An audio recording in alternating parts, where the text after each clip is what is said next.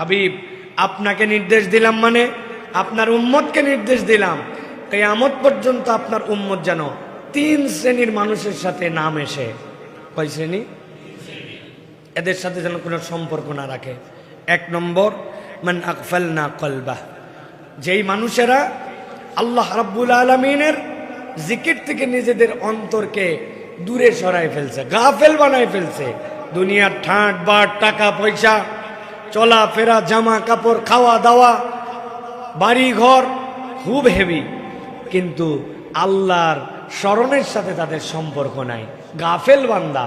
রসুল আপনাকেই কেবল নির্দেশ দেওয়া হলো না, আপনার উম্মতকেও দায়িত্ব দেওয়া হলো, এই গাফেল বান্দাদের সাথে তাদের যেন কোনো দোস্তি না থাকে, তাদের যেন সম্পর্ক না থাকে, তারা এড়াই চলবে এদেরকে।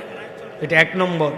2 নম্বর, ওয়াত্তাবা হাওয়া, এক শ্রেণীর মানুষ আছে খেয়াল খুশি মতো জীবন চালায়, আল্লাহ পছন্দ জিন্দেগি না, নিজ পছন্দ জিন্দেগি।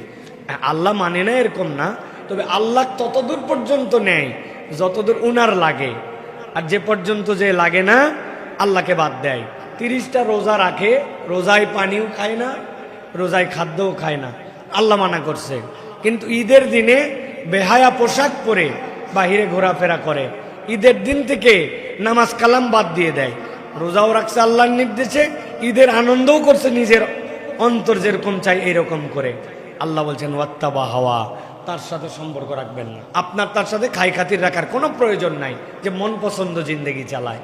আর 3 নম্বর, ওয়াকানা আমরুহু ফুরুতা, আর যেই ব্যক্তি তার কার্যক্রমে সীমা লঙ্ঘন করে ফেলেছে, আল্লাহর হুদুদ মানে না, সীমা অতিক্রম করে ফেলেছে। আল্লাহ তাকে একটা বাউন্ডারি দিয়েছিলেন, আল্লাহর বাউন্ডারির মধ্যে সে থাকে নাই, তার পয়সা দরকার, এখন সেটা সুদে নাকি সুদে না এই বিবেচনা করার সময় নাই, আল্লাহর সীমা অতিক্রম করে চলে গেছে সে, তার টাকা দরকার, ধার নিয়ে নিছে সুদে।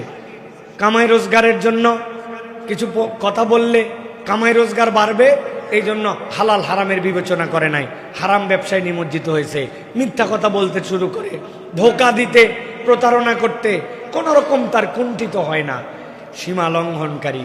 আল্লাহ বলছেন এর সাথে সম্পর্ক থাকবে না, মন পছন্দ জিন্দেগি যাপনকারী সম্পর্ক থাকবে না। আর 3 নম্বর, যারা নিজের হৃদয়কে আল্লাহ ভীরুতা থেকে গাফেল বানাই দিয়েছে, তাদের সাথে আপনার কোনো সম্পর্ক থাকবে না। আল্লাহ রাব্বুল আমিন নবীকে এর আগেই বলে দিয়েছেন যে আপনার উম্মতকে এটাও বলে রাখেন, ওয়ালান তাজিদা মিন দুনিহি মুলতাহাদা, বান্দা তুমি কি মনে করো আল্লাহ ছাড়া তোমাকে কেউ আশ্রয় দিতে পারে? তুমি তোমার দুনিয়ার জিন্দেগির জন্য আল্লাহর আশ্রয়হীন হয়ে যেও না।